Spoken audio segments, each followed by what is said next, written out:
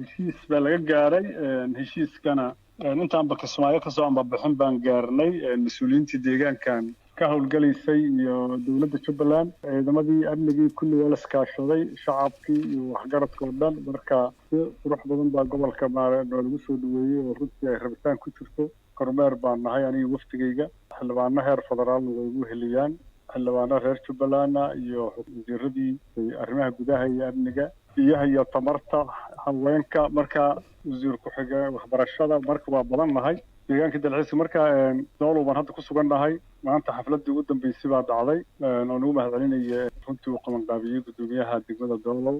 maxamed lafay xafladaas oo ugu dambeyn isku gacan qaadnay si sharaf badanna aan ugu heshiinay gudoomiye Canshax iyo wasiir ku xigeenka arrimaha gudaha Cabdiraxmaan Maxamed Xuseen oo mas'uuliyiinta ugu sarreysay ahaa maamulkii naga aragtay sanad deegaankan ka jiray xarunta gobolka Garbaare aan ku dambeyn doonaa Abdiyaalin mudana madaxweyne ku xigeen khilaafka gobolka Gado waxa uu taagnaa muddo ku dhow 4 sano mas'uuliyiinta gobolkaasi iyo siyaasiyiinta idinka soo horjeeday oo aragti ahaanna aad kala fogeydeen waxa ay qabeen tabashooyin marka maxaa lagu xaliyay tabashooyinkaas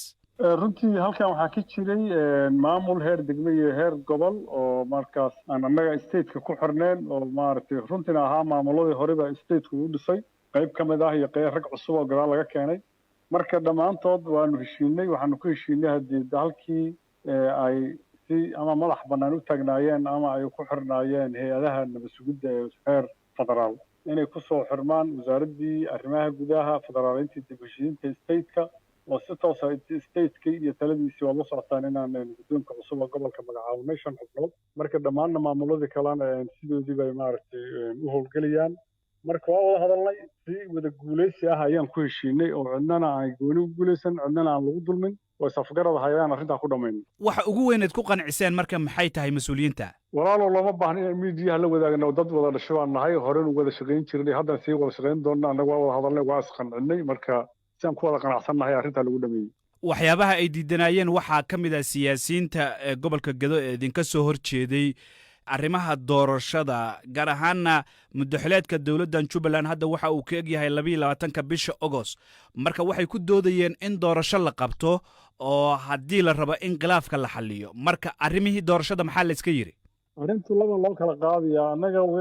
maamuladii heer degmo iyo heer gobol oo hawsha gacanta ku haya gobolkan ayaan si wada guuleysi ah ku dhamaysanay ugu dambeynna maantaan soo afjarnay madaxda ugu sarreysay oo media ka arki doontaa khudbadahoodii bareeskan wada qabanay siyaasiyiinta kale ee ama Nairobi joogta ama Muqdisho joogta ama Kismaayo joogta oo madaxweyne rabtay hoggaanka gobolka u tartamaan xilligii la gaaro in doorasho la qabto oo dawlad goboleedka guddi madax bannaan baa jiro doorashada u xilsaaran waqtiga la gaaro cid u tartamayso waa u furan tahay doorasho xor iyo xalaal ah la qaban doonaa ama qof iyo cod ha ku dhacdo ama qof iyo cod inta la gaari kara qaab kale ha u dhacday xilli dambe weeye marka annaga waxaanu maaragtay la dhiilgaraynayni muddana aan kala maqnaynay waa maamulka gobolkan oo aan hoos imaanaynin state-kii taas oo ummaddaanu dib u dhac weyn xagga maaragtay mashaariicdii horumarkii amnigaba dhibaato weyn oo dib u dhac ay ku dhacday wax xilal ah miyaa loo ballan qaaday marka siyaasiyiinta aad la heshiiseen ee gobolka Gado walaal horta dadka Soomaalida dadku siyaasiyiin iyo howlwadeenno dawladeed baa kala jira hay'adaha dawladda institution-ka markay dawladaha la fiiriyo hab dhismeedkooda agaasimaha guud laga soo bilaabo ilaa iyo howlahaas howlwadeennada agaasim waaxeedyada governorska maamulada howlwadeenno dawladeed weeye maaragtay siyaasadda ayaga inay galaan inay ka hadlaanba ma aha waajibaadkooda waa dad mandate la siiyey ama la magacaabay oo shaqaynaya weeye siyaasiyiin madax bannaan oo ama xisbiye ama mucaarad ah oo sidooda kale maaragtay u jiraan waa wax kale oo ayagana waa baloog kale weeye annaga maamuladii gobolkan ka jiray heer gobol iyo heer degmo waa heshiinay si wada guul ayaanu ku heshiinay cidda markaas ayaga la shaqaynaysay oo ku ataajgaraysaneed sidii wasiir ku-xigeenkii hore ee wasaaradda arrimaha gudaha Jubbaland isagana ka mid buu ahaa dadkan heshiinay maantaan dhamaysanay marka si wada guuleysi ah ayaan ku heshiinay cid aan maanta bannaankaan u bixinayna ma jirto cid aan wax gooni siinayna ma jirto waa wada hadalnay waxaan wada leenahay inaan wada qabsanno nidaamka iyo shuruucda dalka u degsanna lagu dhex shaqeeyo oo maaragtay dastuurkii state-ka iyo nidaamkiisii iyo waajibaadyada uu lahaa lagu shaqeeyo saas ayaa lagu wada heshiiyey maadaama hadda heshiis la gaaray marka waxyaabaha lagu heshiiyey ma ka mid tahay in mas-uuliyiinta gobolka sii jooga ee xilalka hayay ay xilkii wareejiyaan maadaama dhowaan guddoomiye loo magacaabay gobolka Gado gudoomiyaha gobolka ninkii hore usii joogay xilkuu wareejiyey maanta wareejiyey gudoomiye ku-xigeenka amniga iyo siyaasadda ka wakiil ahaa gudoomiyaha gobolka cabdulaahi cabdi jaamac oo garbaari fadhiyo marka wuu wareejiyey marka waad arki doontaa maanta miidiyahay ku jirtaa marka si cad buu isaga maanta u wareejiyey